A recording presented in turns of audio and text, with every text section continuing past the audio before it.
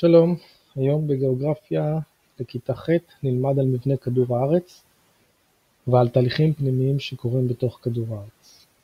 הנושאים שנלמד היום הם על תהליכים הפנימיים וחיצוניים שמתרחשים בכדור הארץ. כדור הארץ כל הזמן משתנה ללא הרף.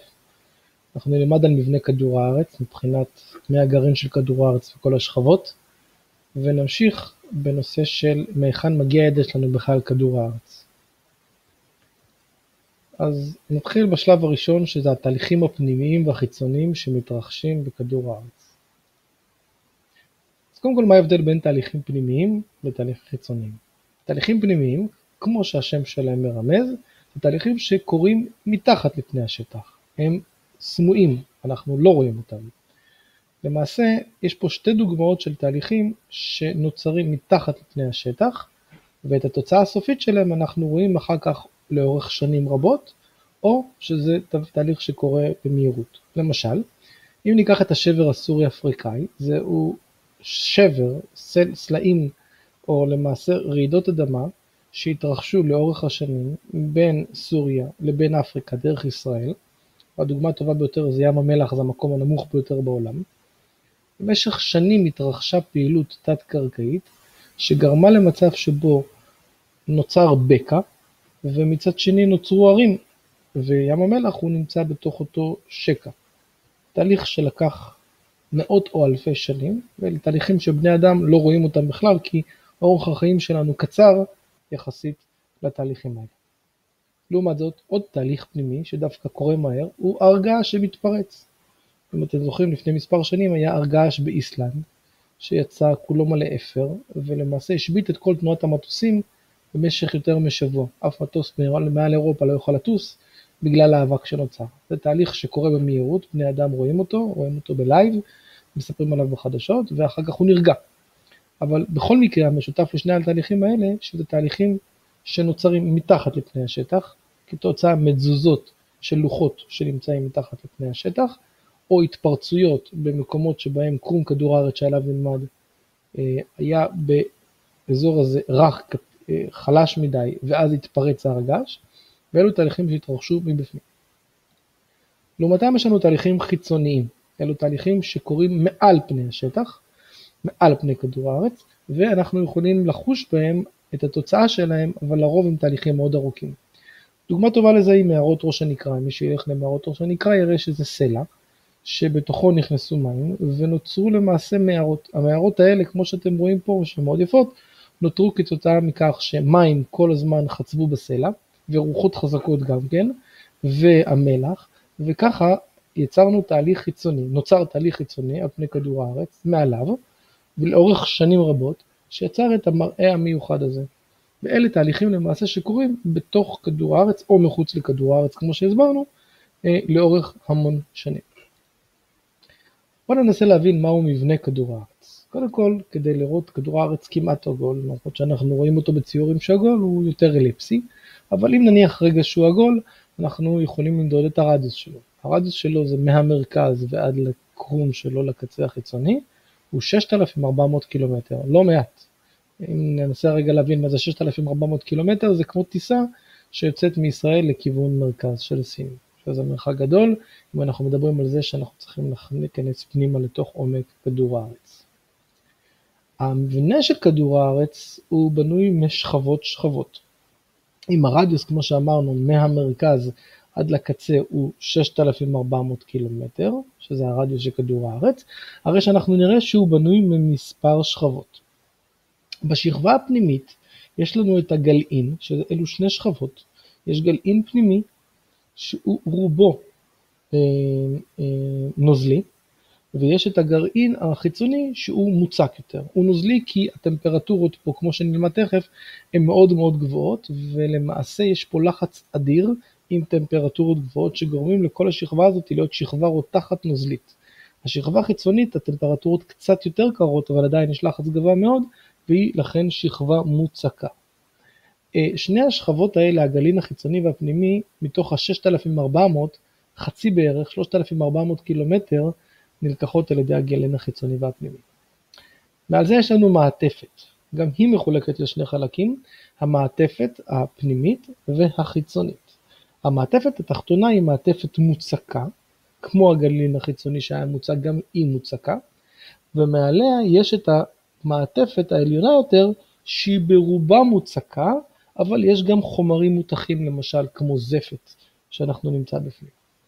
גם זה תופס בערך כמעט חצי, שזה 2,900 קילומטר מתוך ה-6,400. השכבה שאנחנו מכירים וחשופים אליה לעיקר זה קרום כדור הארץ. כאשר קרום כדור הארץ גם הוא מתחלק לשני חלקים.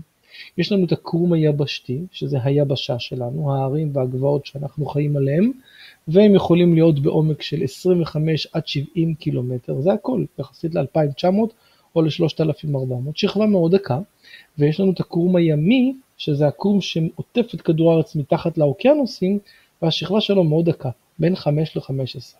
לכן, כשאנחנו רואים מצב שבו אם יש כאן לבה וחומרים רותחים, כשהם מוצאים נקודות חלשות, בין אם זה בקרום היבשתי או בקרום הימי, הם פשוט מוצאים את הדרך לפרוץ קדימה, וככה נוצר לנו הר הגעש. אז מאיכן בעצם מגיע הידע שלנו על כדור הארץ? זה לא שאנחנו מסתכלים במשקפת גדולה כלפי חוץ ויכולים לראות את הכוכבים האחרים. אנחנו לא יכולים הרי להסתכל פנימה לתוך כדור הארץ. אז יש לנו 3 מקורות עיקריים. אחד זה חומרים שפורצים מתוך האדמה, וככה אנחנו לומדים על כדור הארץ. יש לנו גלים של רעידות אדמה שמסבירים לנו המון על כדור הארץ, ויש לנו מטאוריטים שמגיעים מהחלל החיצון, וגם הם מרמזים לנו על כדור הארץ. אז הנה, קודם כל בואו ננסה עם עובדה ראשונה. הקידוח העמוק ביותר שהגיעו בכדור הארץ הוא רק 17 קילומטר. תזכרו שאפילו השכבה של הקרום הימי והיבשתי הם בסדר גודל של עד 70 קילומטר. כלומר, אנחנו אפילו לא מסוגלים להגיע למעטפת העליונה מבחינת העומק שלנו. ועדיין אנחנו יודעים הרבה על כדור הארץ. אז איך? אז החומרים שפורצים מהאדמה, אותו התפרצויות של הר געש, מוציאות החוצה מתוך השכבות הפנימיות לבה, או מעיינות מים חמים, זה נקרא גייזרים. ואותם מעיינות מים חמים והלבה, הם חומרים שבזכות הבדיקה שלהם אנחנו יכולים לבדוק וללמוד מאיזה חומרים הדברים העשויים בתוך כדור הארץ. אנחנו יכולים ללמוד איזה חומרים נמצאים, מה הטמפרטורות שלהם ועוד הנה והנה דברים. אחד מהדברים שאנחנו למדנו לגבי הטמפרטורה של כדור הארץ, שכדור הארץ סופח המון חום מהשמש. השמש כל הזמן מחממת את קרום כדור הארץ, והטמפרטורה הזאת היא נכנסת פנימה ופנימה ופנימה, עד למרכז של כדור הארץ, ששם אמרנו שהטמפרטורות כל כך גבוהות, שלמעשה השכבה הזאת היא נוזלית ברובה. למעשה הטמפרטורות במרכז כדור הארץ מגיעים לטמפרטורות של 5,000 עד 7,000 מעלות צלזיוס. וכל זה אנחנו יודעים מתוך הלבה, ומתוך זה שאנחנו יודעים שככל שהעומק שממנו יוצאת הלבה הוא גדול יותר, עמוק יותר, ככה גם הטמפרטורה גבוהה יותר. הערכת אצבע שלנו היא שעל כל 100 קילומטר אנחנו עולים ב3 מעלות. זאת אומרת ב3,000 קילומטר אנחנו מדברים על, ב100 קילומטר אנחנו מדברים על 3,000 מעלות. זה הטמפרטורות. דבר נוסף שאנחנו לומדים הם גלים של רעידות האדמה. גלים של רעידות אדמה נמדדים על ידי מכשיר שנקרא ססמוגרף. זה מכשיר עם מחט קטנה בקצהו, שבכל תנודה של כדור הארץ הוא למעשה מתעד אותה.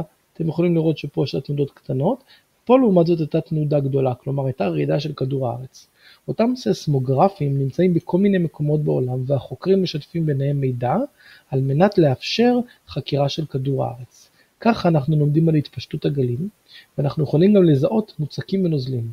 כי אם יש מקום מסוים שבו יש נוזלים כמו הים, ושם אנחנו בודקים את הססמוגרף, ההתנהגות שלו שונה מאשר הססמוגרף שנמצא על יבשה. ככה אנחנו יכולים למעשה למפות, כחלק מתוך תהליך הלימוד של גיאולוגיה, תורת הלימוד של כדור הארץ, אנחנו יכולים למפות את כדור הארץ ואת השכבות הפנימיות שלו.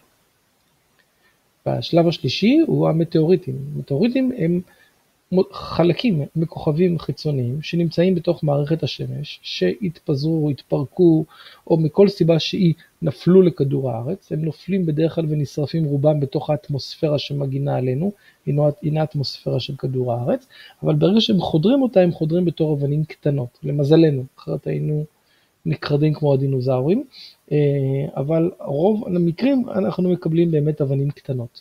אותם אבנים קטנות הם למעשה חלקים מתוך כוכבים אחרים.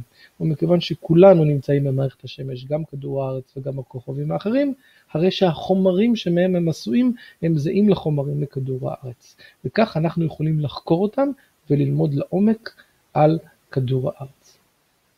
זהו, זה היה השיעור להיום על מבנה כדור הארץ, על השכבות שלו ומהיכן מקורות הידע שלנו על כדור הארץ. אני מקווה שנהנתם, תודה ולהתראות.